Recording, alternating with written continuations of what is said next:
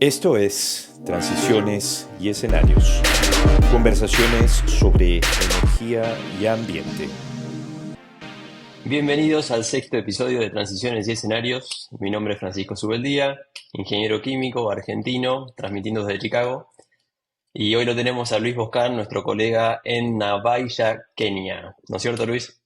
Así es, desde aquí los saludo desde Naivasha, cerca de los hipopótamos. Hola, hola Luis, ¿cómo estás? Hola Francisco, Mauricio Reutemann desde Buenos Aires. ¿Cómo les va? Bueno, ahí ya es nuestro primer capítulo con Francisco on board. Y bueno, vamos recorriendo el mundo y nos juntamos a conversar un rato, como a tomar un café, con amigos que están Luis en Kenia y Francisco en Chicago, en Estados Unidos.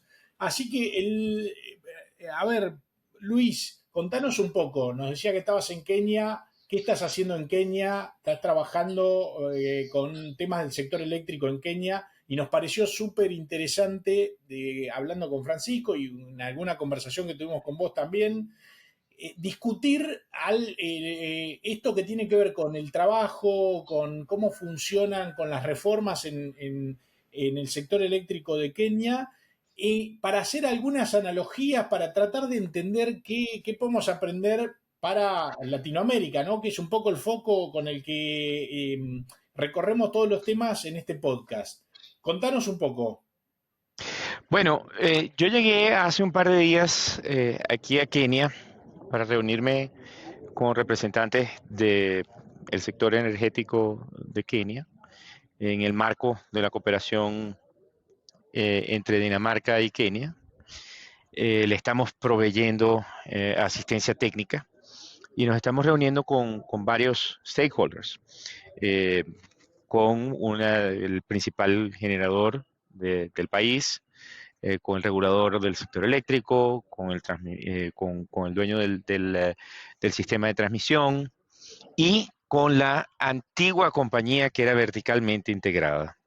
Han sido unas reuniones muy interesantes, muy intensas, diría yo, porque hay gran interés en destrabar, destrancar, mover, hacer una sacudida al modelo de mercado eléctrico que tienen aquí en Kenia, que simplemente consiste en lo que yo llamaría, en buen criollo venezolano, lo llamaría yo en una reforma eléctrica un poco chucuta, que se quedó trancada allí, que empezó, que se hizo con muchas cosas, en su momento fue... Pará, explicarnos. Dime. Hacer un paréntesis y explicarnos qué es chucuta, porque necesitamos una traducción.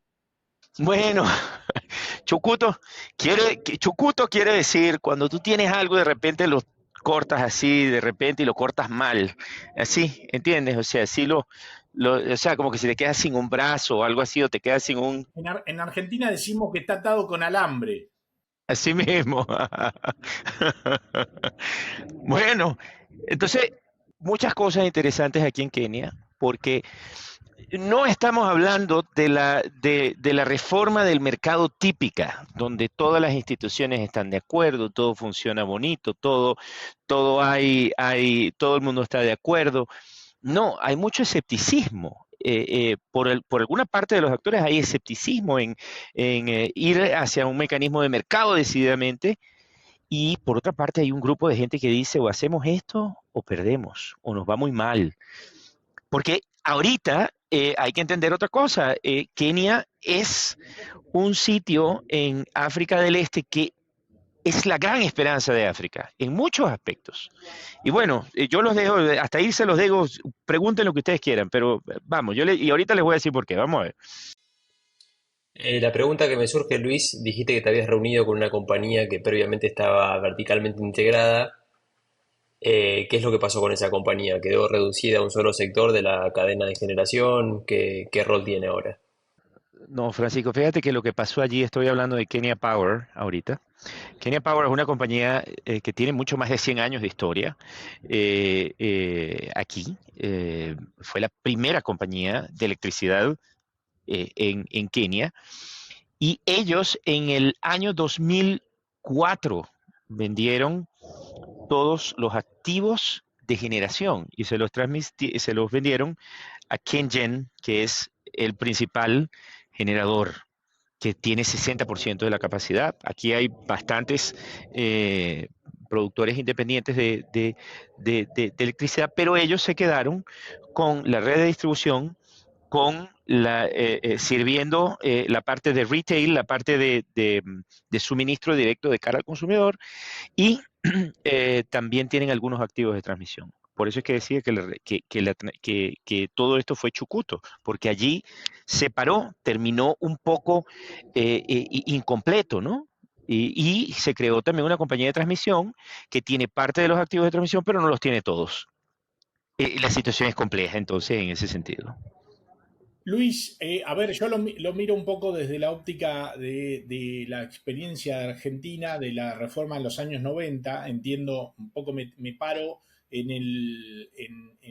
antes del año 92, donde Argentina también tenía un sector energético, un sector eléctrico con compañías verticalmente integradas, con gran intervención del sector público. A partir de ese momento hubo una reforma y en aquel momento fue una reforma de avanzada en términos de lo que ocurría en el mundo. No estábamos en este mundo con tanto ingreso de renovables, tanta competitividad de las energías renovables, pero fue una reforma donde de alguna manera de manual, de lo que era en ese momento el manual de lo que había que hacer, una reforma que se hizo correctamente, y había un driver principal para esa reforma, que fue primero desintegración vertical, reglas eficientes de diseño del mercado eléctrico, básicamente un marginalismo que orientaba las decisiones del mercado eléctrico, una reorganización institucional con un organismo encargado del despacho que solamente se dedicaba a eso, y con privados, muchos, dándole competencia al sector fundamentalmente de generación, que podía vender a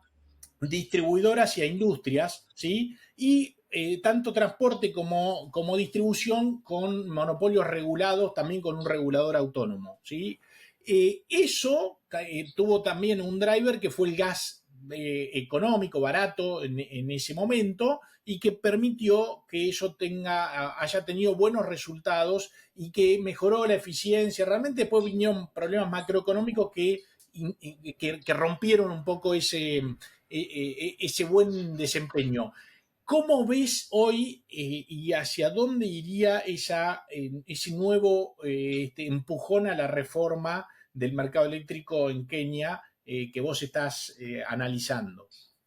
Pues mira, Mauricio, yo lo que veo es que hay bastantes cosas similares de esas cosas que hemos visto en América Latina y en Argentina, que tú me estás hablando del caso. Entre tantas cosas, los problemas macroeconómicos no son menores. Hay que entender que esto es una economía abierta, una economía exportadora, una economía agrícola, una economía dedicada al turismo, pero caramba, y es una economía que pues ha avanzado bastante en muchos sentidos. Tú puedes llamar esto el Silicon Valley de África, por ejemplo. Se le conoce aquí mucha innovación en la parte tecnológica. Empresas de telecomunicaciones funcionan aquí y hay un muy buen ambiente de negocios. Pero, caramba, ellos están entrampados en una situación que tiene mucho que ver con contratos de largo plazo, que son muy difíciles de salirse de ellos. Retrocedamos a los 90, había una situación diferente, el mundo no era igual, y aquí había que atraer el suministro. Había una situación de insuficiente capacidad de generación. Y ellos se entraron en unos contratos de largo plazo que, caramba, hoy por hoy son un gran peso. Entonces, esta definición de roles que tú me estás diciendo, para comparar un poquito el caso argentino con el keniano, es que, por ejemplo, aquí no está totalmente decidido quién va a ser el despacho. Aquí, esta compañía que tú me preguntabas, Francisco, Kenya Power, se convirtió en el único off-taker de todos estos contratos y tiene una obligación de adquirirlos porque tienen cláusulas take or pay. Entonces, dicho esto, la situación es compleja. Por una parte, ellos empiezan a ver un deterioramiento serio en la situación financiera de esta compañía, lo cual puede requerir, creo que se está hablando claramente, la posibilidad de vender algunos de los activos para reducir eh, la deuda, para mejorar su situación, la hoja de balance. Esa es una de la parte de las soluciones que se están discutiendo. Al tiempo que se busca asegurar una reforma de mercado que permita incorporar estos contratos de largo plazo. O sea que estamos hablando de varias cosas que tienen que lograrse aquí. Y hay varias propuestas sobre la mesa. Yo no puedo decir que se haya aprobado nada. Nosotros estamos manejando varias ideas, dentro de ellas, bueno, un mercado de corto plazo, pero también, a diferencia de lo que se ha hecho en los mercados, en muchos de los mercados tradicionales, un mecanismo de capacidad, un mecanismo para remunerar la capacidad y atraer las inversiones y asegurarle a tanto a los acreedores internacionales, a través de estos PPAs que te estoy comentando, su ingreso, pero también que haya un ambiente de seguridad, un ambiente donde donde el ambiente de inversiones es seguro. Esos son a grandes rasgos lo que estamos discutiendo ahora. Bueno, les cuento que estoy haciendo los deberes para estar en este episodio y me topé con un informe de la Agencia Internacional de Energía que mencionaba, como vos decís, Luis, que Kenia es la vanguardia en África y que tienen una muy interesante incorporación de renovables. ¿Nos querés contar un poco qué tienen en el mix? Claro que sí. Mira, es que pasa lo siguiente. ¿Por qué Kenia? ¿Por qué Kenia es interesante? Primero, es un país, como no es casual, como ya lo hemos hablado en anteriores episodios de este podcast, da la casualidad que muchos de los mejores recursos renovables están en las tierras con situaciones institucionales menos privilegiadas. Y resulta ser que este es un país que está dotado de una inmensa capacidad geotérmica. Óyeme bien, esto no es cualquier país, tiene capacidad geotérmica. Es una de las principales fuentes de generación en el país y es una tecnología en la que los kenianos han venido invirtiendo a lo largo de unos 50 años. Que conste que esto no tiene nada de nuevo. ¿Y por qué resalto ese punto? Porque Kenia ha sido en gran medida el portaestandarte de la estabilidad dentro de África, la estabilidad política dentro de África, mientras que los vecinos tienen guerras civiles, tienen problemas, tienen son considerablemente más pobres que ellos. Caramba, Kenia se ha logrado mantener al margen de todas estas cosas y eso ha permitido una cierta estabilidad y un cierto desarrollo de las tecnologías renovables, de forma tal que Kenia tiene una matriz energética que se acerca al 90% de renovables en el sistema, porque estamos hablando ya no solamente de eh, geotérmica, estamos hablando de recursos hídricos y recientemente eh, energía eólica. Aquí hay un proyecto bastante grande que es, por ejemplo, Lake Turkana, el lago Turkana, que queda por aquí, que tiene una importante capacidad, además de solar. O sea, que aquí hay muchas cosas que están sucediendo y ellos, pues, han logrado atraer inversionistas, traerlos para acá, que vengan, que se interesen, pero lógicamente la prima de riesgo no es baja. Vamos a estar claros, porque hay riesgos. Eso es lógico, ¿no? Esto no está claro, pero sí están pasando cosas. Luis, se me ocurre pensar desde la perspectiva de un potencial inversionista en el sector de renovables en Kenia y también digo, haciendo la analogía con lo que miraría un inversionista en América Latina. ¿Cómo ves vos la mirada y qué buscaría un inversionista para bajar los riesgos, ¿sí? Para que que haya apetito inversor en el sector de renovables en Kenia en este nuevo impulso a la reforma del mercado eléctrico? ¿Cómo te lo imaginas a eso? Un poco pensando a futuro. ¿Qué condiciones podría Kenia garantizar de alguna manera para hacer esto más apetitoso para la inversión extranjera en renovables? Bueno, una de las primeras cosas que yo pienso es que Lo principal es que Kenia demuestre lo que ha demostrado a lo largo de los años, porque conversando con los kenianos veo que lo dicen con mucha seriedad, con mucha responsabilidad, que bueno, Kenia nunca ha hecho un default en sus pagos de estos contratos de largo plazo, ni nada de eso. Ellos han sido muy responsables con esto, pero es innegable que los tienen considerablemente acorralados. Eh, porque encima de todo hay cláusulas de indexación con respecto a la moneda, devaluación, inflación, una serie de cosas que son complicadas. Pero para responder a tu pregunta, ¿cómo hacemos?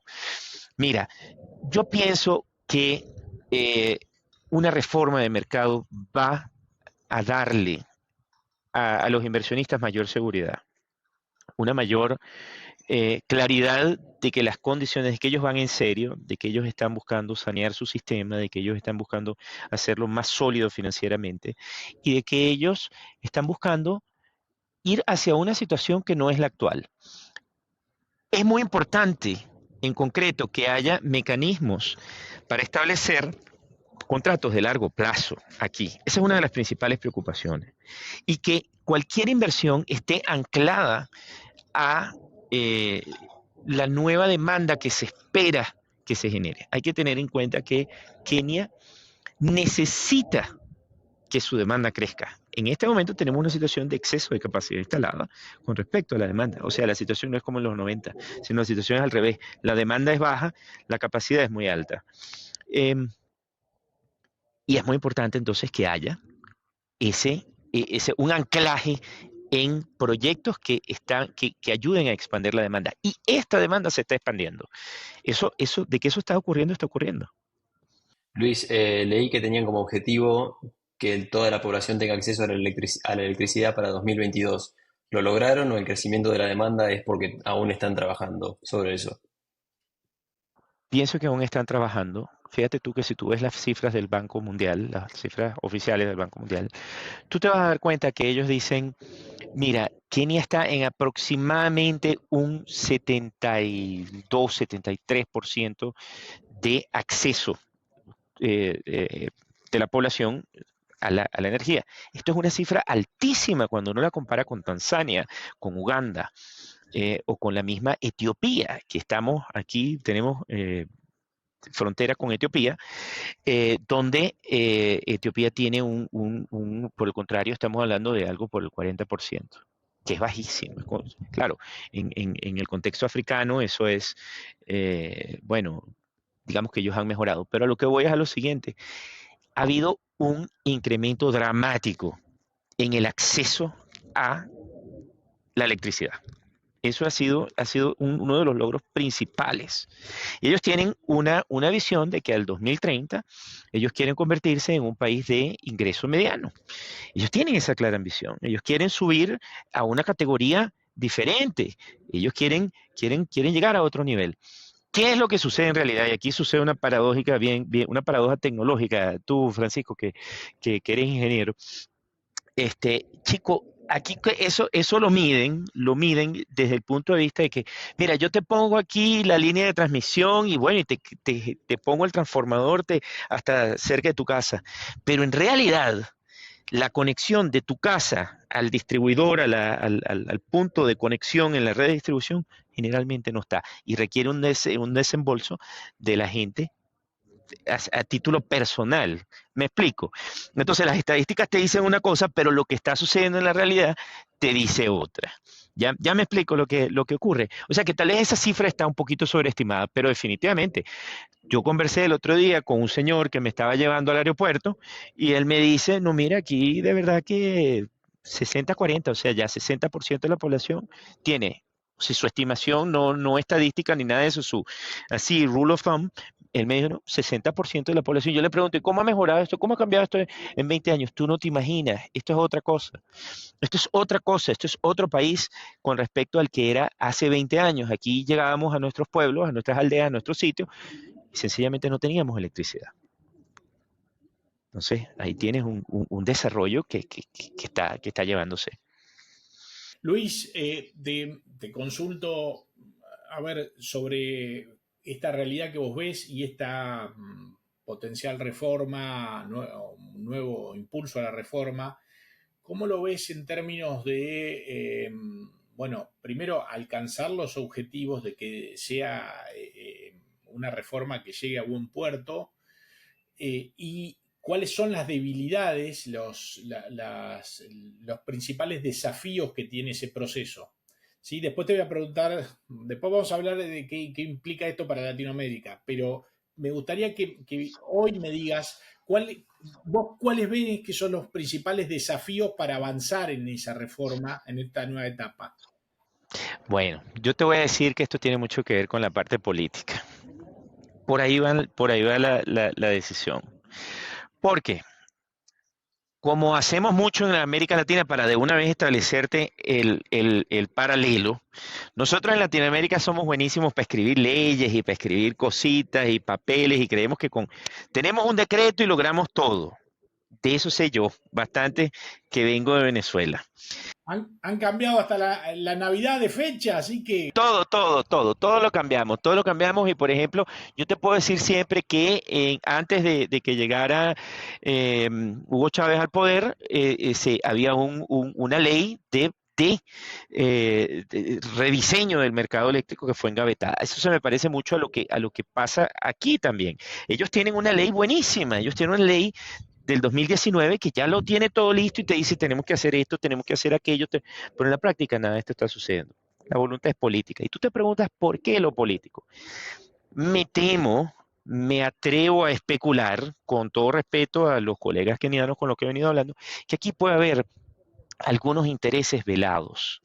Tú no estás por saber si existe mucho interés de parte de las élites en mantener esta situación como está y debilitar a la empresa que está funcionando. Y encima de eso, porque una de las cosas que nosotros estamos hablando es el fenómeno del captive power, donde tú tienes, por ejemplo, tú dices, mira, no creemos en la seguridad del suministro, yo quiero desarrollar algo, yo necesito desarrollar... Tengo demanda, pues, quiero crear un negocio, quiero crear un centro comercial, quiero crear un hotel, quiero establecer una nueva industria, un nuevo comercio.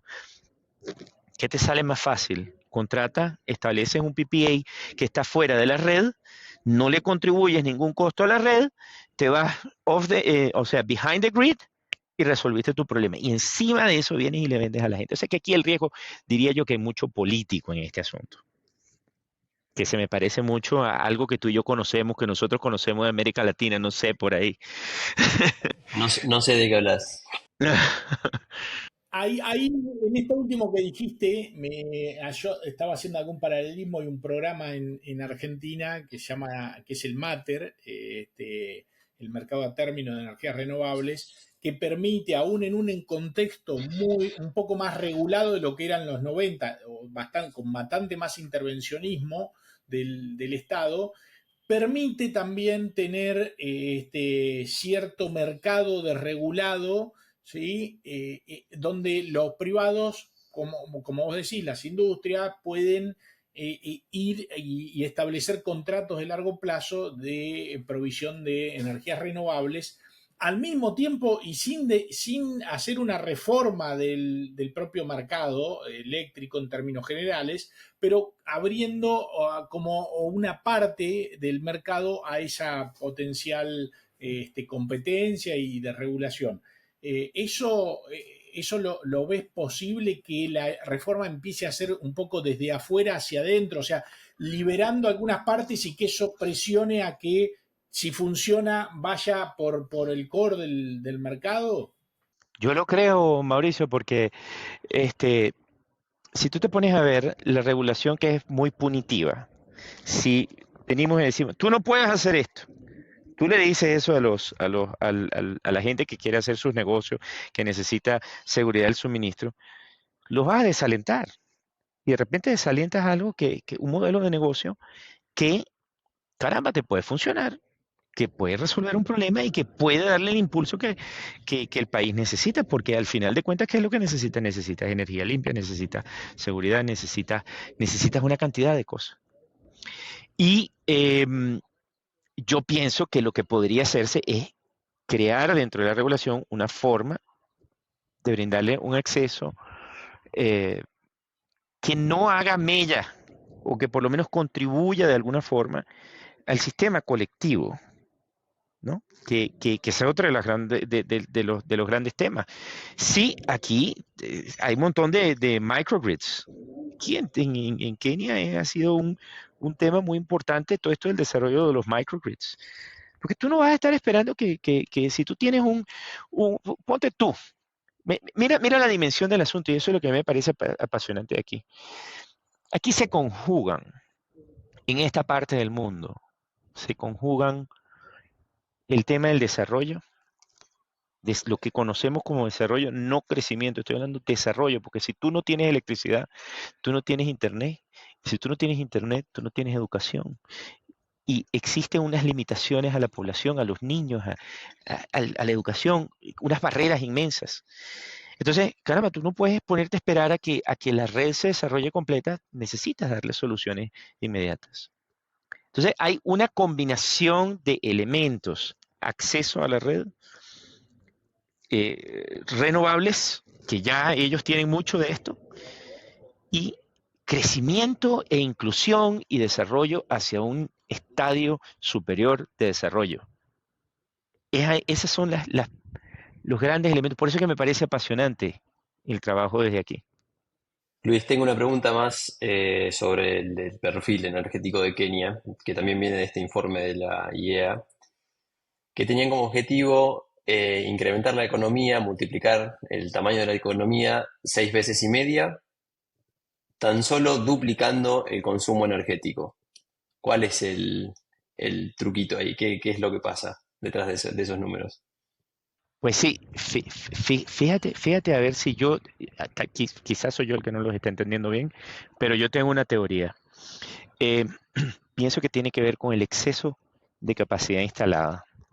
Ellos necesitan un dramático acceso a que la gente use la electricidad, a que se electrifique, no que se electrifique, bueno, tal vez sí, ¿no? Pero yo no digo que para aquí la prioridad está en que la gente utilice la electricidad para sus servicios públicos diarios. Aquí uno de los grandes temas, por ejemplo, es el uso de biomasa en la cocina, que es altamente contaminante, es altamente contraproducente para la salud del individuo, y eso es un gran problema aquí. Y es terriblemente negativo para la deforestación. Aquí se usa carbón para cocinar, muchísimo. Entonces, es precisamente ineficiente energéticamente. Entonces, tú podrías, al tú permitir que la gente tenga sus cocinas eléctricas, estás reduciendo, estás haciendo muchas cosas, estás matando varios pájaros de un tiro. Así que yo creo que ese número, me atrevo a decir sin conocer los detalles, creo que tiene mucho que ver con eso, el crecimiento de la demanda y la incorporación de la sociedad al consumo de servicios eléctricos. Eso pienso que tiene que ver. Y además es muy ineficiente energéticamente, ¿no? Sí, yo pienso que va por allí, Frank. Tengo que hacer mi tarea y leer bien lo que me dices, pero yo creo que por ahí van los tiros de lo que me estás diciendo. Luis, y contanos un poco cómo son los tiempos, cómo es el proceso de discusión de estas reformas a nivel institucional, si esto se va a discutir a nivel del Poder Legislativo, del Congreso, si las instituciones forman parte de esa discusión, un poco ese proceso de conformación de ese consenso que vos decís que no lo ves tan claro. Bueno, ¿cómo es, por lo menos formalmente, y después en los hechos, cómo ves que se va a dar ese proceso de discusión? Mira, yo pienso que la parte legislativa está bastante adelantada. Recordemos que este es un país que fue antigua colonia inglesa, donde digamos que el sistema, bueno, un sistema presidencial, pero tiene un sistema democrático bastante bien establecido, así que ellos son bastante buenos para escribir sus leyes y hacerlo rápido. El problema está en conseguir los acuerdos para aplicar las leyes. Es ahí donde yo veo el problema. Entonces yo considero que yo creo que el reto es operativo. El reto es alinear las instituciones ante una visión común de qué visión y qué diseño de mercado exactamente es el que ellos tienen. Porque sí, ellos han desarrollado una serie de regulaciones y ellos tienen montones de cosas que muchos otros países no tienen. Tienen códigos de, de red, tienen regulaciones, o sea, ellos tienen muchas estructuras que funcionan de verdad. La gente sí está haciendo su trabajo en ese sentido. Donde yo veo el problema es que las cosas no terminan de concretarse, no terminan de cuajar. Así que el proceso me lo imagino como un proceso más eh, institucional, adentro de las instituciones más que legislativo. Yo no niego que de repente podría haber necesidad de alguna reforma legislativa, pero es que la reforma legislativa ya está. Ese es el truco del asunto. Así que para decírtelo en venezolano, esto es un mango bajito. O sea, una cosa que nosotros podemos agarrar rápido y podemos desarrollar si nos ponemos de acuerdo. Low hanging fruit, ¿no? Low hanging fruit. En venezolano, mango bajito. Para que tú sepas. ¿Oíste? Ok. Ok. Luis, para cerrar, cortito, diferencias, similitudes entre Kenia y Latinoamérica, ¿qué tenemos que hacer, qué no tenemos que hacer? Bueno, yo veo muchas similitudes, te voy a decir. Y a veces eso no sé decirte si me preocupa, no me preocupa. Tal vez sí, porque yo pienso que eso apunta a una debilidad institucional, a una ausencia de voluntad política. Pero lo que yo sí creo es que hay algo que nosotros en Latinoamérica podríamos hacer, y es asegurarnos de que necesitamos inversiones. Necesitamos que los inversionistas fluyan. En este país, o los inversionistas fluyen o habrá muchos problemas y el desarrollo no se va a ejecutar. Muchas veces yo vengo de un sitio donde nosotros nos hemos cerrado. No, no, no, inversionistas extranjeros no. No, nosotros tenemos que abrirnos a, a ser parte de la economía global. Eso no lo podemos evitar. Y yo creo que ese sería el principal mensaje que se tiene que dar. Kenia es un país que está abierto a la economía global y está abierto al desarrollo de negocios. Está abierto, it's open for business. ¿Entiendes? Eso yo lo veo como una cosa muy importante. Luis, ahí el otro día hablábamos con Sebastián King en otro de los episodios y justamente él hablaba de esta ayuda para estructurar financiamiento y hacer que los inversores confíen y trabajar sobre esa institucionalidad de lograr confianza en los contratos y sobre todo para la inversión en países en desarrollo.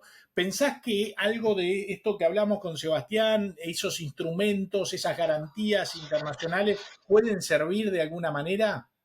Muchísimo. Y es que yo me acordé muchísimo de esas conversaciones de esa conversación que tuvimos con él. Yo me acordé justamente de todos esos retos. ¿Cómo se puede asegurar que la inversión viene y se atrae, y se asegura y se blinda? Uno de los grandes problemas que ellos tienen es que ellos necesitan firmar eh, cartas de entendimiento o de garantía emitidas por el gobierno de Kenia, con respaldo del gobierno central de Kenia, para poder atraer inversionistas. Eso es ya una carga importante en el fisco keniano. Y eso es algo que hay que tener en consideración. Este sistema de garantías. Y esto no es solamente algo que aplica a Kenia, esto aplicará a otros países de la región también. Mauricio, ¿qué te parece si lo mandamos a dormir a Luis? Que sé que es tarde allá. Yo no me quiero dormir, yo no me quiero dormir. No me manden a dormir, muchachos, pero bueno, sí. Lo dejamos dormir. Saludos a toda la gente de Kenia. Muy interesante, Luis, que hayas compartido con nosotros esta experiencia. Y bueno, fue un episodio más de Transiciones y Escenarios, conversaciones sobre energía y ambiente. Vamos a seguir con este tipo de conversaciones muy útiles para pensar la energía, el cambio climático con una perspectiva latinoamericana. Muchas gracias por acompañarnos. Gracias a ustedes dos, muchachos. Saludos y bienvenido nuevamente, Francisco. Muchas gracias. Chao, chao.